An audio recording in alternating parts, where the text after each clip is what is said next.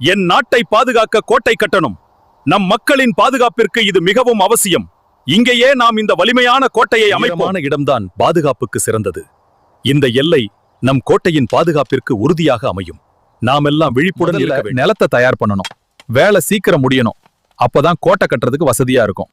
எல்லாரும் கவனமா இந்த வேலையை செய்யுங்க. வலிமையான அடித்தளம்தான் கோட்டையின் பலம். இதுவே காலத்திற்கும் நிலைத்து நிற்கும் நம் வெற்றிக்கான முதல் படி. முழு நம்பிக்கையுடன் பணியை தொடருங்கள். எவராலும் உதைக்க முடியாது. A massive structure like this stands tall against time and will never fall to any enemy force. வலிமையா இருந்தா கோட்டை பாதுகாப்பா இருக்கும். இந்த நுழைவாயில் எப்போதும் பலமாக இருக்க வேண்டும். நம்முடைய பாதுகாப்பு இதன் உறுதித்தன்மையை பொறுத்தே அமையும். முன்னாடியே காண முடியும். ஆம், தொலைவில் ஏதோ அசைவு தெரிகிறது. உஷாராக இருங்கள். நமது நிலத்தை நாம் பாதுகாக்க வேண்டும். கோட்டைக்குள் எல்லா வசதியும் இருக்கணும். இதற்கான ஏற்பாடுகளை விரைவாக செய்ய வேண்டும். அப்போதுதான் பாதுகாப்பாகவும் வசதியாகவும் நாம் இங்கே நீண்ட காலம் வாழ முடியும். என் ராஜ்யத்தின் பாதுகாப்பு. இந்த கோட்டை என்றும் அழியாது.